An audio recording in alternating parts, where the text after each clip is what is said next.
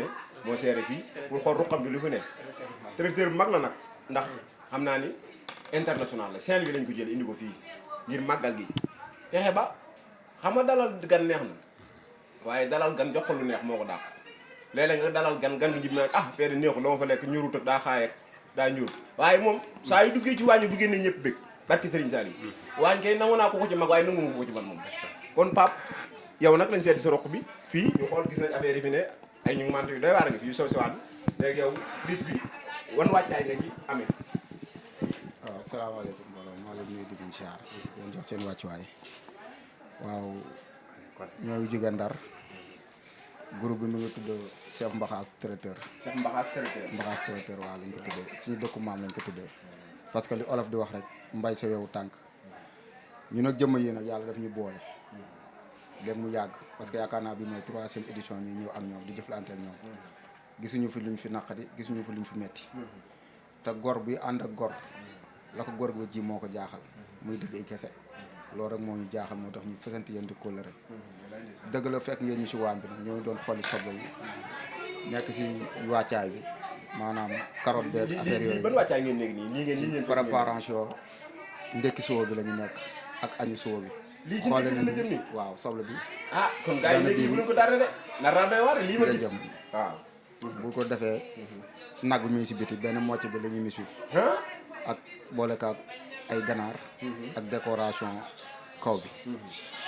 ndekki li la ñuy couvrir ba pare bu ñu couvrir leen ndekki li ba pare doogaan jàll si añ bi buñ jugee si añ bi incha allah guddi gi ñu defal leen añu reeru naar muy maanaam saaru banaafa lañ koy defare banaafa lañ koy raxee daana banaana fi dafay am tuuti loolu suñu Pape loolu mënuñu ko rombe noonu de reer bi li ñu ko tudd nga ni nan la tudd plat boobu nan la tudd ndax man plat boobu maa ngi koy door dégg tey banaafa la tudd banaafa waaw banaafa banaafa lan lañ koy defaree banaafa dañ koy defaree carotte nawe kooku xanaa dana baax ci dessert de ak wàllum diabète yi dégg ñooyu ok ñoom ñëpp dañ ciy aajowoo maanaam dina baax si ku teel tëdd dina baax si ku bugg a reer taxawaalu ji dina baax si bugg a reer dem siyaari ci sëriñam maanaam dañ si soo defee yow mën nga koo reere doom benn problème dama tëddee da ngay mën a daal nelaw yu neex parce que du jël dawlin waaw du jël dawlin bu bare maanaam boo doon def 4 dawlin da nga koy def 2 da nga koy dagg bu ko defee diw bi dana génn parce que nag bi macha allah fa tubaar fa kaala kenn ku nekk nag boo soñoon nag yeewal bu mel nii sa sëriñ waaye nag alhamdulilahi rabbil alamin li leen jox bii ren déwoon yàlla ñu fekk ay gileem ñu takku fi waaw si barke borom bis bi ñaan yàlla di ko teewe ay ati at waaw kee toog fee xalifa la Aïcha ak soxna Xadi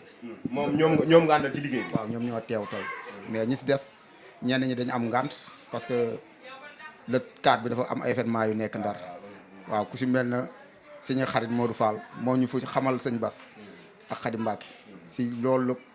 jàppante bi si ñoo ñaar ñu la jóge kóllëru ko waaw kay foofu la jóge mais nag suñu borom nag li ma wax léegi rek li ñuy ni seq ak yéen ñaani mun ñu yàlla mun bàyyante bi te yàlla bu bàyyante am sax